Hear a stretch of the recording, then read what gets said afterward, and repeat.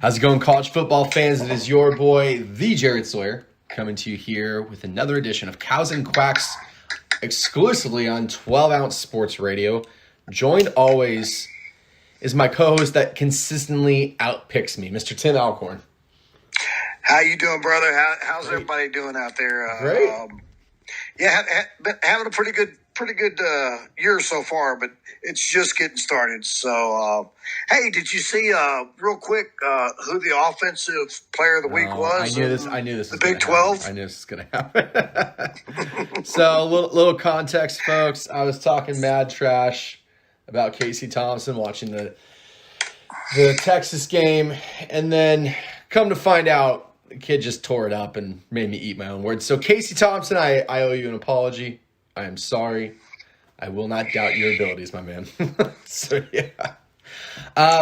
Texas looked great. This is the first full game I've had a chance to watch. I know you were working, didn't get a chance to see it all. Yeah. But, man, they really took it to Texas Tech. I was thoroughly impressed. So I didn't see that. Texas Tech, it usually goes down to the last many years. It goes down to the last play. And I believe that Bijan put himself right back in the Heisman race. Yeah, he made a few moves, and I even texted you during the game that he was just playing running back at a very elite level. You can see a difference, and he just has that it. You know what I mean? I told you this guy's going to be in Ricky Williams' territory and Earl Campbell when he gets done. This kid is a man amongst boys out there. And it sounds like a very Homer kind of situation, but yeah, I will attest, dude, completely. And it is absolutely impressive to watch him play. Absolutely impressive.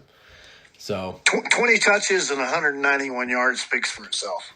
Yeah, no, he did awesome. Yeah. Oregon had. Honestly, I feel like Oregon had a great game. A lot of Duck fans will disagree with me on that. Ended up beating Arizona pretty handily. I think we had something like 5 interceptions in that game.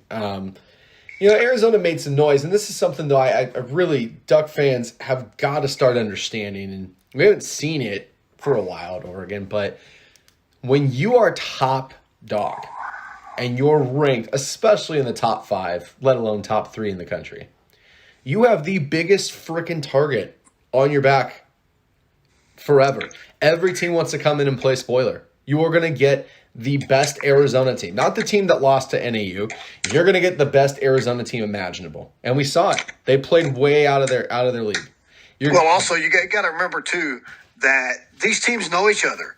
Right. These teams know each other's nuances, and that's why, and y'all end up blowing out Arizona. And I was shocked when Texas just from the get-go just went off. Well, they know each other, but they don't know Sark. That makes it a little different. Yeah. I do want to address something though. So Rod Gilmore is a son of a bitch. And I'll just come right out and say it. Announcer for ESPN. There was a point in the game Saturday where Chris Hudson, our 5-star receiver, made an incredible catch, and he dropped and spun the ball on the field and posed. Acted like a punk, got flagged 15 yards, killed the drive at the end of the half. Oregon was marching, probably would have put up a touchdown before the half, right? Cristobal gets in his face, reams him. Chris Hudson does exactly what he should do. Yes, sir. Yes, coach. Goes to the bench. Perfect. I saw that. Perfect exchange. And if you've never played football before, you might not understand it. You get your ass chewed a lot. And you're making mistakes. But you also have a coach that's passionate about winning and passionate about the culture within his own program. Rod Gilmore has the audacity not only to make disparaging remarks about Mario on air, but that wasn't enough for Rod. Rod wanted to go ahead and play a race card. And so on Twitter, he wanted to make it about, he goes, this is just another example of a white man talking down to a black kid. The problem with that take is, first of all, it's complete asinine. But beyond that, Cristobal's Cuban. He's not white. And Twitter ripped Rod apart. Because quite candidly, comments and stereotypes get reinforced when people make comments like that. Racism fuels up because of ignorant shit like that. It's astounding to me that he got assigned to the Oregon game this weekend. But I will tell you this. Mario knows and sees everything around the program. He is well aware of that. And Rod is a Stanford grad.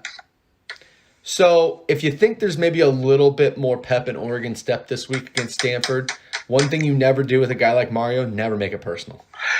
Here's the thing, and this goes for every coach and every young player. They're not just building a football team; they're making these young boys men, and a mistake like that has to be corrected. He has to show him this is not the way it's done, because not only do you not showboat on the field, but you don't showboat in life either. And it's a life lessons is what it was. It is. And listen, Chris Hudson went back out there and played the rest of the game and had a great game. Didn't do that again. Had some great catches. Threw some great blocks. You have to learn that you're part of a unit, that you're part of a team. And it doesn't mean the coach hates you. Doesn't mean the coach is racist. What it means is the coach is setting a standard within his program, and he's well within his right to do it. Chris Hudson's mom on Twitter got out and like I completely endorse this behavior. As a parent, when my kids play sports, if they get their ass chewed because they're doing something they shouldn't be doing, I'm fine with it.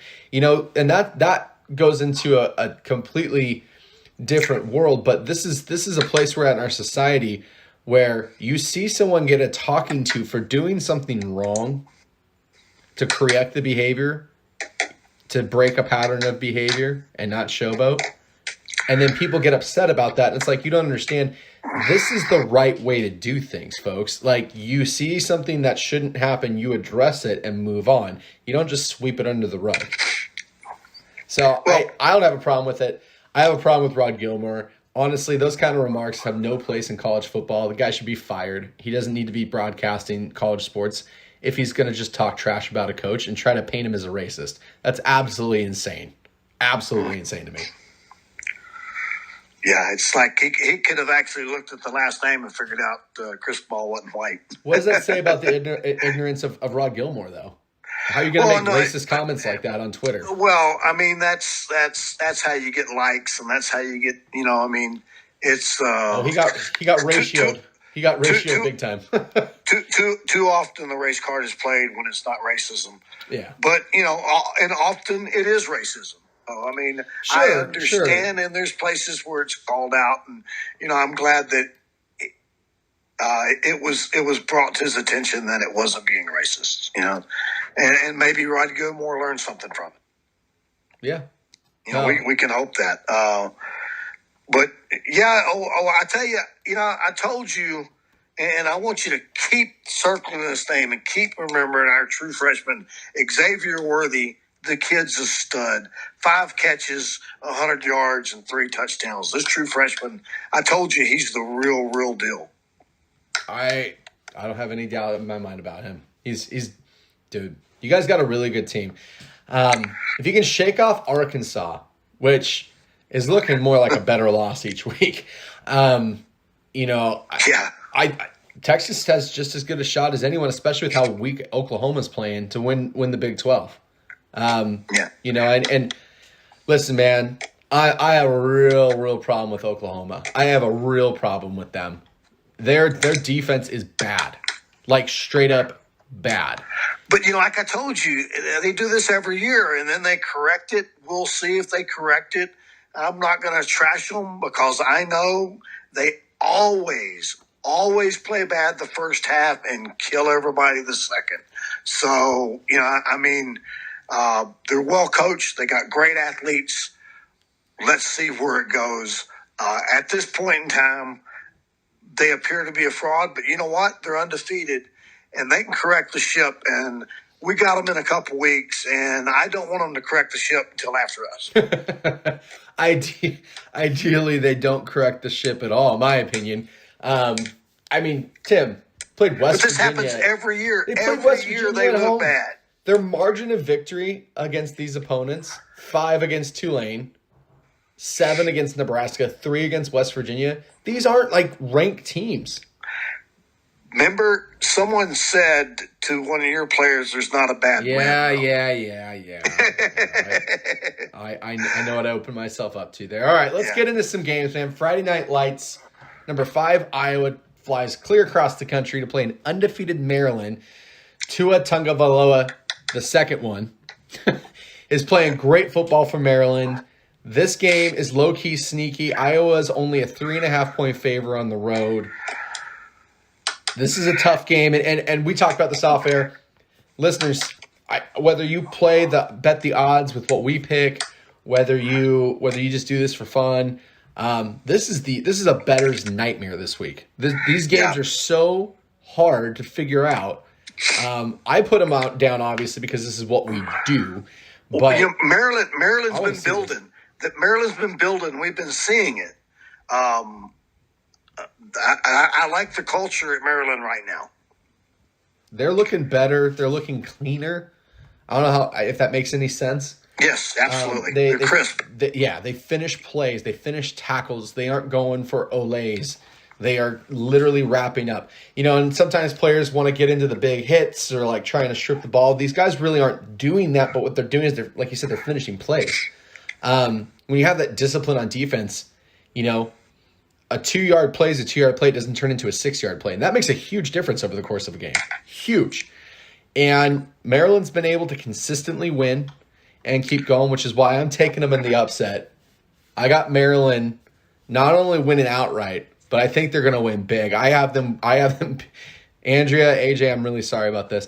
I have them beating Iowa on Friday night on their home field. I have them beating them 28-17.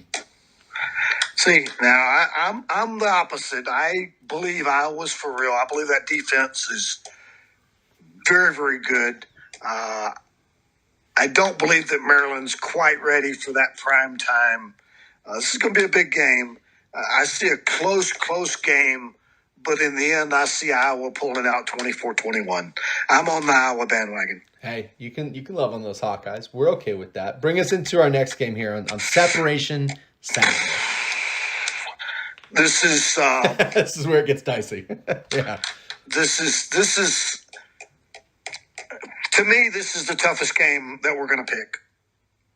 It's number 7 Cincinnati, who the eye test shows you Cincinnati is for real. This is their coming out party. If they're gonna play with the big boys, and I know you hate Notre Dame, but Notre Dame is the big boy. They are. Notre Dame is winning their games. Is they correct things. They played well last week.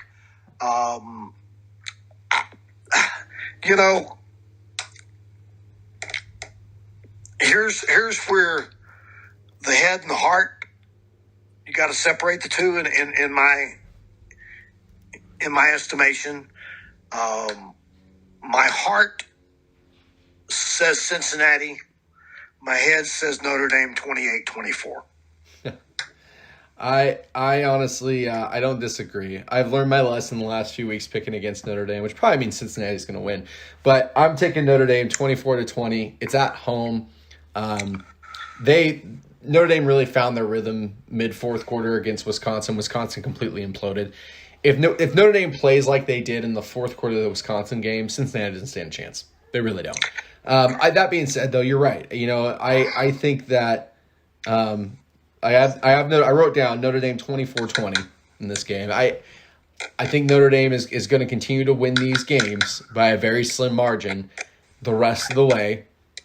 And honestly, I'm not sure who's going to trip them up. I mean, they're good enough just to barely win. Here's my deal. For us and what we believe in and what we want to see happen, both our hearts are with Cincinnati. Oh, absolutely. Because that does so much for college football, and that loss doesn't put Notre Dame out of the playoffs. I mean, they could still, just according how bad the SEC beats up on each other, not certain that a team's going to come out of the Big 12. Not really certain. No. So I'm going to pull for Cincinnati because I believe it helps the little guy and they are on the verge of becoming big guys. And I think both of us would love to see the upset. Absolutely. Absolutely would love to see a game like that. Notre Dame deserves to be upset with how crappy they've played, with the exception of the fourth quarter against Wisconsin. I watched Notre Dame's games. The only game that I've looked at where they looked good was the fourth quarter of the Wisconsin game. That's it. Yeah, well, Wisconsin kind of imploded, like you said. And I will not be shocked at all, not even one iota, if Cincinnati wins this game. No, not at all. Go ahead and bring us into our next one here, man. Yeah, we got, and hey, I got to toot my own horn. I told you Baylor was going to upset them. I told you that Iowa State was on upset alert. But Okie State, hell of a coach team. I'm a man is a hell of a coach. Come after me. Come after me. Funny story about that. I always talk about my high school, North Shore High School, which is one of the best programs in the nation. That quarterback he was talking about came from North Shore. And he screwed the kid. But that's another thing. Well, that's another story for another day. Probably cost the kid a pro career. But anyhow, that's another story for another day. I believe Baylor, they got their big upset last week. Going to be a high-scoring affair. I have Oklahoma State winning it 42-37. Wow, man. It's almost like we've been doing this for a while together. I have Okie State, the Fighting Mullets here. I have them 41-35. Yeah, I just I like Okie State at home. They're a different team in Stillwater than they are on the road, right? And yeah, I not that I dislike Baylor, but when you spring a trap game, then people pay attention to you, and I think they're gonna catch that a little bit. I was listening to Adam Schefter maybe, or one of the NFL insiders, and Matt Rule was at Baylor. He was at Temple before that, then Baylor, and then Carolina hired him. Now Carolina's 3-0, and they're replacing who he called just an incredible leader. That Matt Rule is just a leader of men. And so look for good things for the Carolina Panthers in the future. And I think Baylor is a good team. I just think that maybe they're outcoached in this one. Yeah, I would agree. That doesn't mean they're not going to make their way back at some point. When you're this close as far as each other, I think coaching makes the huge difference. Bringing us in the next one, and man, oh man, I like this game. I hear a train coming. It's coming around the bend. Ole Miss and the Lane Train pulling into Tuscaloosa. Number 12, Ole Miss, who arguably has the best-looking offense I've seen anywhere in college football this year, playing maybe a vulnerable Alabama. Alabama's a 14.5-point favorite at home. Makes total sense.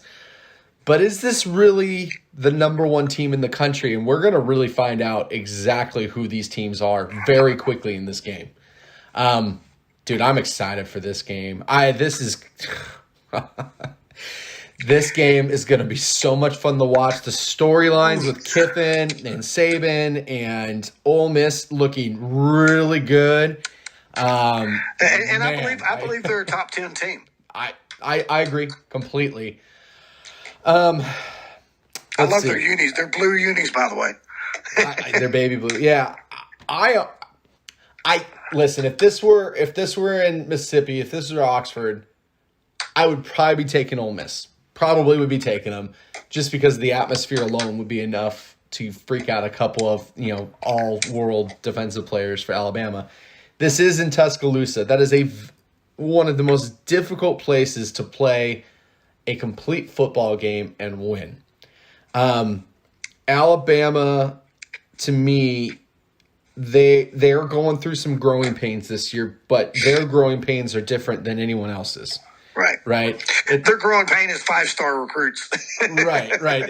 And reloading and teaching those guys Alabama football. I have Alabama winning this one 45-44. This is going to be an absolute gunslinger of a game. In the end, I like Bama. I think they got just a little bit more depth to be able to do it. But man, this is a razor thin margin in my opinion. The spread is way too out. If you're betting on this game, take the points all day long. I see it differently, and this is going to be a track meet. This is going to be a track meet where a football game breaks out. I see, Jared. I'm here. I'm listening. Okay, you went dead there for a second. I see Ole Miss and Alabama shooting back and forth, touchdown, touchdown, touchdown, touchdown, touchdown, going for it on fourth down, hardly punting. I see a 7-point game with 2 minutes left. I see a Bama interception for a touchdown to end the game. I have it 62-48 Alabama. You have a pick six to end the game. Yes. 62 what? 48. It probably won't be to end the game, but maybe a minute left, and 62-48. I still like the points, brother. Okay. If you're listening, that still wins by half a point. That still wins by half a point. Talk to me about your horns. Well, obviously I like the horns going in there. I don't like the fact that SMU tried to plant the flag. Oh, TCU's going to be pissed off. They're mad as a hornet's nest. And I believe it's going to be a good game. I believe that Bijan, Casey, Xavier, I think there'll be too much. I think it'll be competitive for a while, but in the end, I have Texas winning 46-28.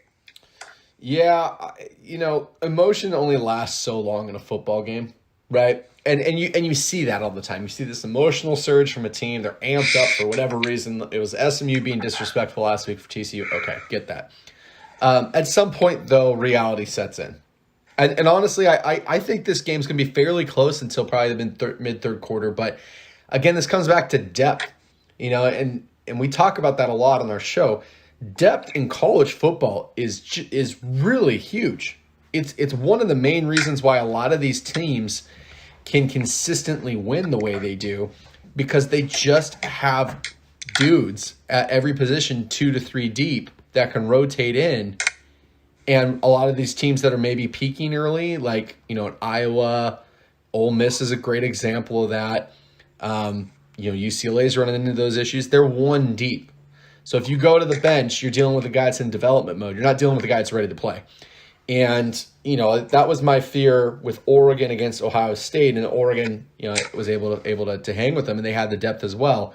But yeah, I have Texas in this 38-21. I think they pull away mid-third quarter. TCU's going to give them a game. There's not a time in my head that I could ever look at a TCU team and just think they're going to roll over. They're not built that way. But I don't think they got the depth to hang with Texas for 4 quarters. Make no mistake, Gary Patterson is one of the best coaches in college football. Totally respect that guy. All of college football. Totally respect that guy. He's done just an incredible job and stayed at TCU, and that's so respectable to me. And he could have almost any job he wanted if it's open. Yeah. Oregon goes on down to the farm, as we call it out here in the Pac-12. Play Stanford. 7-point favor, bumped it up to 8 actually after I put out the schedule. People probably taking the points in that one. What are you looking for in this one, Tim? I'm curious. Does the tree get to play any plays or not? Does he get to come in or not? No tree plays. That make a difference because he's a little bigger, a little taller. I see Stanford wanting to hang with them, and this is exactly, again, this is depth. Oregon. Mario Cristobal is as good a recruiter as there is in the country, in my opinion. He's shown that. Your depth, your second stringers are ready to play football. Stanford, not so much. They have different grade point average, etc. That they let people play. They don't just let anybody You in, calling us you know? stupid, Tim? Are you saying No, we're not dumb? at all. I'm just saying that if you got a Stanford degree, you're going to do okay in life. You are. You're going to do fine. Yeah. And I see it close for a half, maybe into the third quarter for a while. But I have Oregon pulling away, winning 35-21. Yeah. Listen, David Shaw is honestly outside of Mario and Chip Kelly. He's right in there with my favorite coach. I love this guy. I love this guy. Stand up guy. My God, dude, the stuff this guy has done for people off the field and never asked for any press attention, never asked for any media coverage, just did it because it was the right thing to do. Seriously, one of the unsung heroes of college football is David Shaw, and what he's been able to do at Stanford consistently, year in, year out, dealing with what you're talking about with the grade level recruiting issues. I mean, last year they had so many guys transfer out to him. It was remarkable, and it was sad. It was really sad. He just finds a way year in, year out to keep Stanford competitive. Doesn't mean they're going to win the Pac-12 this year. They won't. But, they were in the UCLA game up until mid-fourth quarter. I expect them to be similar with Oregon. They're going to come out fired up, but this comes back to depth. It's one deep, and you get just below that, and they just don't have the guys to compete for 60 minutes at the level. For 30 minutes, sure, but Oregon's going to make adjustments. The coaching adjustments with Oregon, with DeRuyter on defense and Moorhead on offense this year have been absolutely brilliant. I am a little concerned about Anthony Brown, physically, not mentally. He looked a little banged up. Kayvon didn't really look like himself, but I don't necessarily think we need those guys to have a humongous game. Oregon just needs to get through this game, and we have a bye week, and then we come back from that and we play Cal and then UCLA. So it's going to get real pretty quick for Oregon. I have us winning 35-17. Pretty similar score prediction to you. I think it's going to be it's going to be a solid win. They'll maintain their position in the polls. And that's really all they need to do at this point is just win. That's it. Hey, something, and I'm sure you'll get good replacements, but you will lose your two coordinators to head coaching positions next year. That's Moorhead is gone for sure. He's so sought after. Honestly, if I'm him, I would leave too. I don't blame him one bit, and I have no misconception that coordinators that come through Oregon will consistently crank out a high level, and get Oregon to where they need to be consistently. As long as Mario stays, I'm cool. I will always find a coach to come in and coach the way we need to win. And Oregon's a great job. And if it helps build somebody's resume like Moorhead, where he ends up, going to coach Miami or USC or wherever, right? More power to the guy. Thanks for coming by. Thanks for making Oregon better. And that's what you're supposed to do. You want to coach at the highest level if you're college. Well, college and that's coach, just it. As a fan, too, you want your coaches sought after. You do. I mean, that's a sign that you're doing things right, and when people want to throw out big numbers to Mario about, hey, let's get Mario to USC, Miami, and Mario's like, no, that should tell you everything you need to know about where Oregon's going. And it's pretty cool. It's pretty special to see. I'm going to let you bring in our game of the week because I know you're jacked up on this one. Yeah, and this one is we've been touting Arkansas for a while. Arkansas's for real. They're going in to play number 8 Arkansas, going in number 2 Georgia. I'll go first on this one. I'll let you finish up. The Georgia defense, to me, is one of the best defenses I've seen play college football. And that's saying a lot, but They are that good. I mean, it's as advertised. Arkansas's for real. Arkansas can run the ball. And maybe I'm wrong here. I think the 19.5 points is asinine. Oh, I agree. Yeah, I think that's insane. But I do believe that Georgia has good enough corners and safeties to put 7 people in the box, play man-to-man. Arkansas is still going to get their yardage, but it's not going to be like it has been. They are going to run into a lot of brick walls because I truly believe this defense is of the elite. But have a great game. And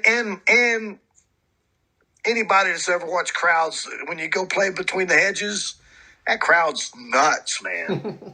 That crowd's going to be crazy, drunk, and having a good time. I have Georgia winning 27-23. Man, I was almost convinced you were going to take Arkansas this week. Georgia's just too good. I watched the entire game against A&M.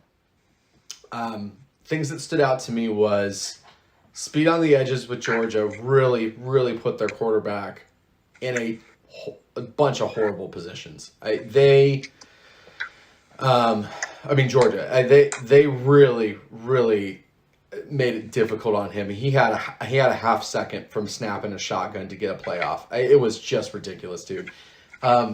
A&M's issues to me really come down to quarterback play, but more so than that, they just couldn't even run the ball to get their quarterback some space. They did get in the rhythm there in the fourth and made a push, and then Arkansas shut it down, which is a really strong sign of a good team. It's not like they were playing some cream puff. A&M's a great program. I mean, really, like they're a really good team. So for them to get out on a lead and just shut them down, and then make a surge on them, play 2 quarterbacks, okay, and then also shut down A&M's comeback when they needed to win the game, that was impressive. Now, if that game's in College Station, I don't know if it goes that way for Arkansas. I don't know if A&M doesn't feed off the energy of being at home a little more and come back and win that game, because even though Arlington was packed full of mainly A&M fans, I still don't know. There's something about playing at home, even if you have all your fans and you're on the road. It's just different. You're still on the road. It's just different. I'm taking Georgia in this one by a very slim margin. I have 24-21, and the reason why is JT Daniels is not a cream puff quarterback. No, he can make a play in a half second if he needs to. He's fast. He's sharp. He's dangerously accurate. Georgia is going to struggle to run the ball, I believe, on Arkansas, because Arkansas front is no joke. No joke. They're just as good as Georgia's, but I think you nailed it. When it comes to Georgia's ability to let their corners and safeties really take over the game and do what they got to do, and you load the box, that's really where this game comes in. I don't think it's going to be high scoring. Arkansas is going to make some plays, though. They are. They're going to score on Georgia's defense. They're going to find some weaknesses there that we haven't seen before. But again, I think Georgia's just so much better on defense that they're going to put a stop to it when they need to, and that's why they win the game. What was your score again on that one? I have a 27-23 game. Man, we are in sync so much. It's ridiculous, dude. So, I mean, you look at the margins on these games. The 2 biggest margins were Ole Miss at Alabama and Georgia, and we're looking at pretty close games all around that could easily be upsets both places. And so that's to me, I struggle to understand sometimes where the bettors make their odds, how they're looking at things, because if I'm looking at that, I mean, they're giving no credit to Arkansas, which is horribly disrespectful, and no credit to Ole Miss, which is horribly disrespectful. Well, they know the bettors are going to go towards Alabama and towards Georgia, so they got to bring it high enough so people will vote. Because they just want people to 50% on each side, and they get the juice. They don't care about they want half the people to vote to bet for Arkansas and half of them for Georgia, and they get the juice. So they're taking in the money. Like I said, I would run to take the 19.5 against Georgia. Yeah. And before we go, I know we're running out of time. You want my upset of the week? Give me your upset of the week, Tim. I want to hear who you're looking at. Whiskey beats Michigan. Ooh, we didn't even talk about that game. That's definitely a game to keep an eye on too. Rutgers kind of made a push on them last week, and if whiskey happens to get inspired, you never know what could happen there. Hey, Rutgers was 2 paintball guns away from winning that game. Kids will be kids sometimes, man. So next week we're back again as always. We're gonna be seeing Georgia play at Auburn, Arkansas play at Ole Miss. It's just SEC, man. They're cannibalizing themselves. Maryland playing in the shoe, Michigan State playing Rutgers. Oregon's off. You guys have what game coming up next week? We have some little game at the Texas County Fair, I think. Something about I think Oklahoma or something like that. I can't pronounce the name. Being played at the Cotton Bowl in Dallas, something like that. The Red River Rivalry. And you know what? I'm so glad. And I love Jerry World. Incredible stadium. I'm so glad that they've kept tradition and kept this thing in the Cotton Bowl. It's really amazing, man. It's awesome to see. What is confusing to me, though, is they play this game in the Cotton Bowl, but the Cotton Bowl is not played in the Cotton Bowl. That part of me is a little confusing. Well, I mean, I get it. I get it. That's the Cotton Bowl's a pretty big thing, and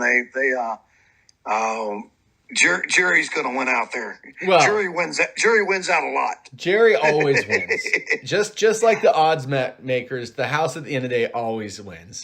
Oh, and by the way, Dak Prescott looks good, bro. I'm not getting too high. Damn. I'm not going to get into professional football yet. Yeah. I'm still too high on Oregon football and college football being back and everything else. And we'll be back next week. But until then,